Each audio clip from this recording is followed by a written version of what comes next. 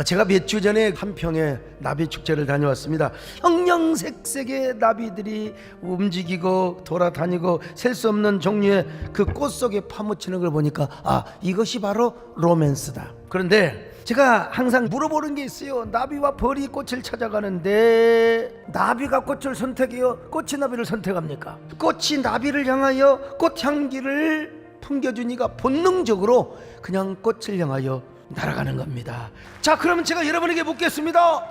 여러분이 하나님을 선택했습니까?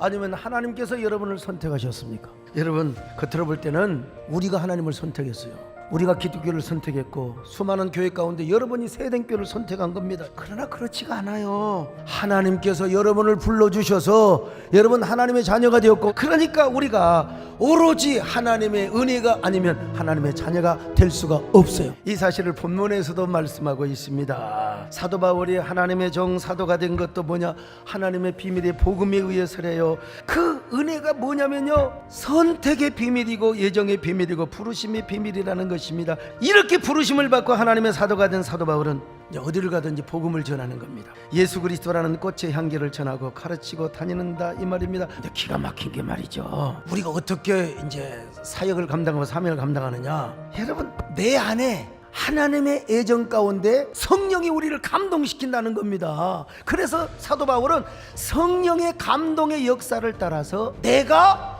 수고를 다한다는 겁니다. 그러니까 아무리 꽃이 나비를 불렀다 할지라도 여러분, 나비가 날갯짓을 해야 돼요. 바람이 불어도 나비는 날갯짓을 하고 가야 된다, 이 말이요. 이 부르심과 그리고 우리의 최선이 거기서 만나게 되는 것입니다.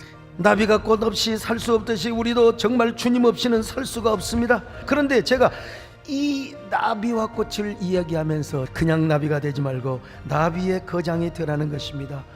나비 거장이 되어서 예수 그리스도 안에서 믿음의 꽃을 피우고 사명의 꽃을 피워야 됩니다. 자, 그러면 어떤 사람이 나비 거장이 되는가? 첫째로 모든 것이 하나님의 은혜임을 알고 남을 함부로 비난하지 말자는 것입니다. 나비는요, 언제나 춤을 추며 날아가는 그 모습이요, 우리 예수 믿는 사람은 품격 있게 우아하게 비난하거나 공격하지 않습니다. 비난하는 사람까지 다 품어버리고 맙니다.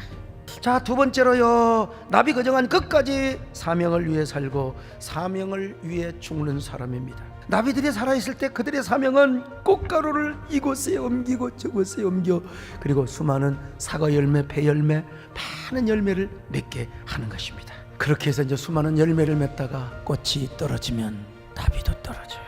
그런 것처럼 나비 거장으로 사는 사람은 사명이 끝나면 이제 우리도 하나님 품으로 가게 됩니다. 세 번째, 마지막으로 나비 거장한 거룩한 나비 효과를 일으키며 살아갑니다.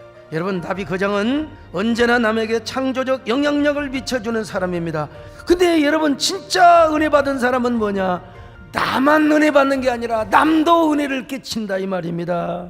이 사람이 뭐냐면 나비 거장이에요. 나비 거장이에요. 다른 사람에게 이런 면에서 모델링이 되는 사람입니다. 여러분, 이런 나비 거장이 되시기를 바랍니다. 나비가 꽃을 향해 날아가는 것처럼 우리도 바람이 불어도 주님만을 찾아가는 저희들 되게 하옵소서. 벌처럼 함부로 남을 쏘지 않게 하시고 언제나 사랑의 말을 하게 하여 주옵소서. 언제나 나비 효과를 일으키는 저희들 되게 하여 주옵소서.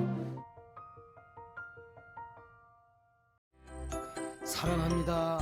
아주 많이 축복합니다.